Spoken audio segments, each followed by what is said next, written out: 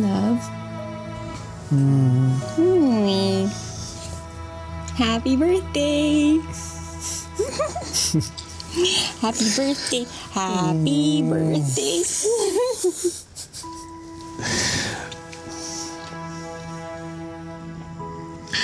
Hinintay mo pa talaga yan. Eh, syempre. Gusto ko ako unang babati sa'yo. Thank you. Tulog na tayo. Love. Love. Love. Gusto ko pa. Gusto ko pa kasi ibigay sa'yo yung birthday gift mo eh. Uy. Love. Love. Happy birthday. Happy. Love.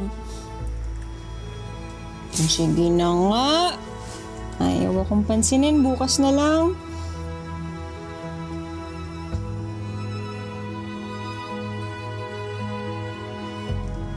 Magiging mommy at daddy na tayo.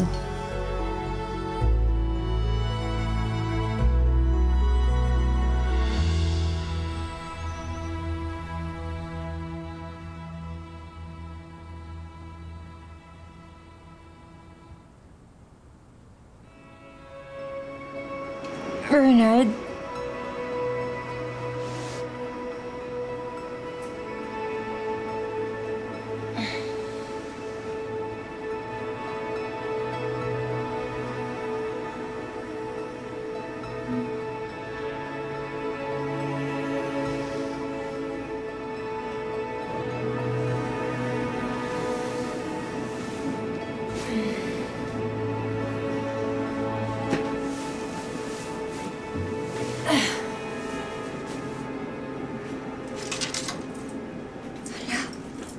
Nalate ako ng gising.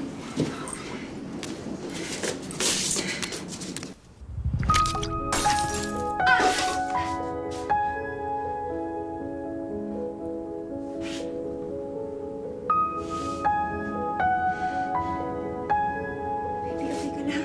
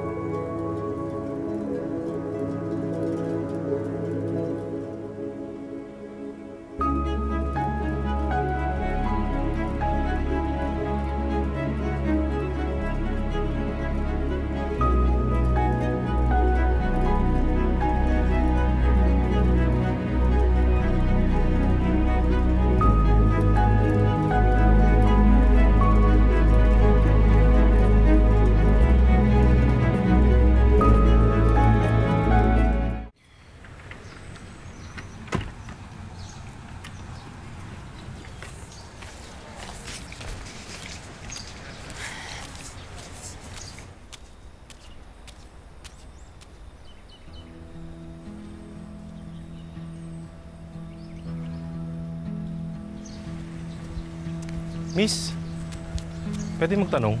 Ano ho yun? Saan po babanda dito yung Molave Street?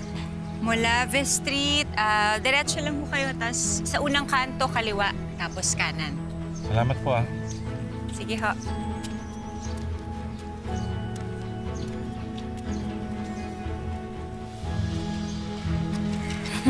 Thank you.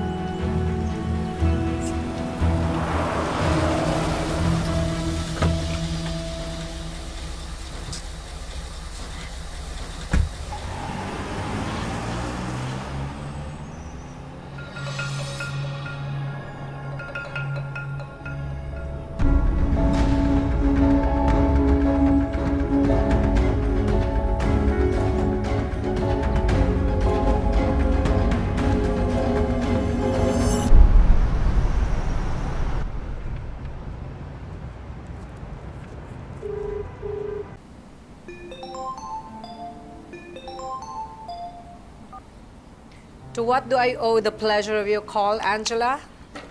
Ma, birthday po ni Bernard. And so? Birthday mo nga, hindi kami pumunta ng papa mo, di ba? So, bakit kami pupunta sa birthday ng asawa mo? Ma, please naman.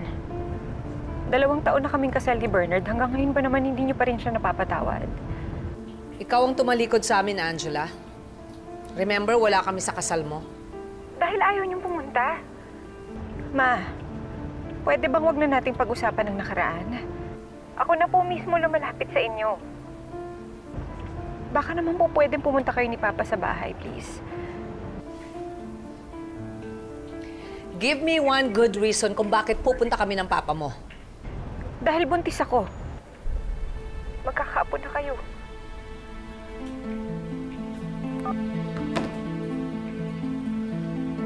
Hello? Ma?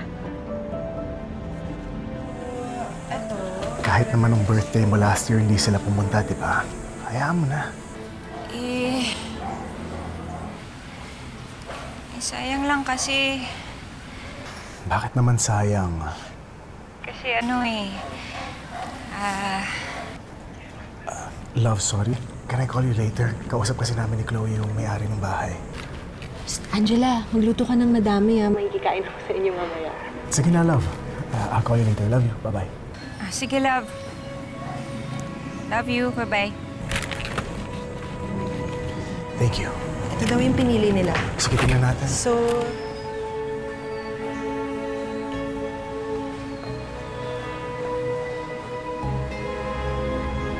Hoy, Bes. Tutulala ka dyan. buntis ka. Dapat happy ka. Tsaka huy ninang ako. Oo naman, no? Kayo rin nag-react siya ni Chloe, syempre. Bes, happy naman ako. Kaya lang... Si Mama lang talaga yung problema ko, Bes. Kala ko kasi after 2 years, tanggap niya na si Bernard eh. Hindi pa rin pala. Pero Bes, sinabi mo na ba sa kanya na buntis ka? Kasi ang mga lola, nagbabago yan pag nalalaman nilang magkakaapo na sila. Wala namang effect. Binabaan pa nga ako ng phone kanina.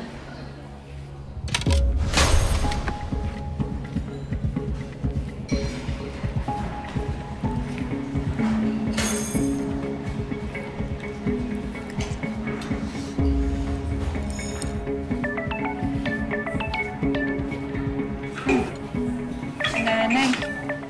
Wait lang Hello, Nay? Hello, anak. Ano kasi? Nagluluto ako ng pagkain na dadaling ko dyan para sa birthday mamaya ni Bernard. Naubusan ako ng gas. Nahiya naman ako magsabi sa asawa mo. O sige na, ako na pong bahala. Tatawag po ako sa gas mamaya, tapos ipapadeliver ko na lang po dun sa bahay niyo. Naku, salamat anak. Ang bait mo talaga. Bye-bye. Sige po, Nay. Bes, nakakaloka.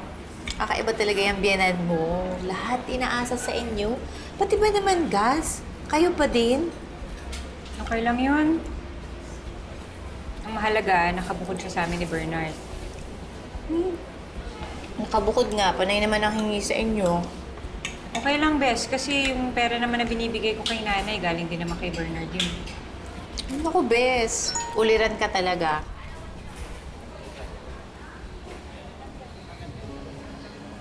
Gretchen, Anong sabi? si Elton daw. Nakatakas sa kulungan.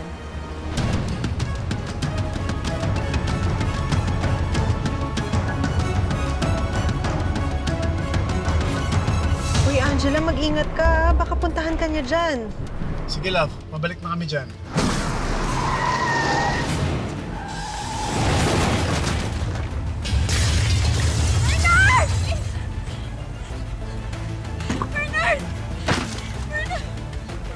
Kakayanin kapag ka nawala siya. Lalong-lalo na ngayon magkakaanak kami. Sorry, Mrs. We did everything we could. Hindi totoo.